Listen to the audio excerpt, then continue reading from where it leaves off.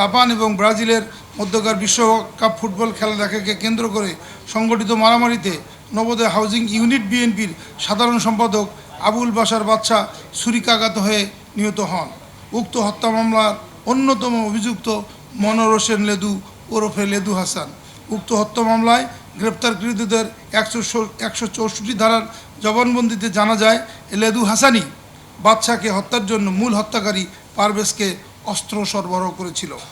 গতকাল 28 জুলাই 2026 তারিখ র্যাবের নিজস্ব গোয়েন্দা তথ্যের ভিত্তিতে র্যাব 2 জানতে পারে যে নবোদয় হাউজিং ইউনিট বিএনপি সাধারণ সম্পাদক আবুল বাশার বাদশা হত্যাকাণ্ডে অভিযুক্ত মনোর হোসেন লেদু ওরফে লেদু হাসান রাজধানীর মোহাম্মদপুর হাউজিং সোসাইটি এলাকায় অবস্থান করছে।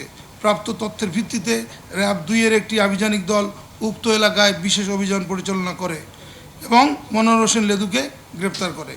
গ্রেপ্তারকৃত লেদুর বিরুদ্ধে রাজধানীর বিভিন্ন থানায় হত্যা, অস্ত্র, চাঁদাবাজি ও মাদকসহ 32টি মামলা রয়েছে। বাংলা কিউআর যেখানে নগদ পেমেন্ট সেখানে সারা দেশে 10 লাখেরও বেশি মার্চেন্টে নগদে পেমেন্ট করুন খুব সহজে। ইতিপূর্বে 2010 সালে ঘটে যাওয়া আলোচিত ওয়াহিদুজ্জামান হত্যা মামলায় এজাহারভুক্ত আসামি হিসেবে তিনি গ্রেপ্তার হন এবং 2012 সাল পর্যন্ত হাজতবাস করেন।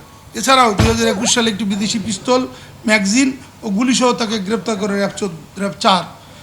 একটি অস্ত্র মামলায় তার 10 বছরের কারাদণ্ড রয়েছে। উল্লেখ্য যে প্রতিনিয়ত অত্র এলাকাবাসীগণ তার বিরুদ্ধে চাঁদাবাজি, সন্ত্রাসী কর্মকাণ্ড, কিশোর গ্যাংয়ের পৃষ্ঠপোষকতা ইত্যাদি বিষয়ে র্যাবের নিকট ফোনে অভিযোগ জানিয়ে থাকে। ভুক্তভোগীগণ চাইলে তার বিরুদ্ধে এখন প্রয়োজনীয় আইনগত পদক্ষেপ নিতে পারে। গ্রেপ্তারকৃত আসামি মনোর হোসেন লেদুর পিসিপিআর আমরা প্রেস রিলিজের মাধ্যমে আপনাদের জানিয়ে দেব। আসামির বিরুদ্ধে পরবর্তী আইনানুগ ব্যবস্থা প্রক্রিয়াধীন রয়েছে।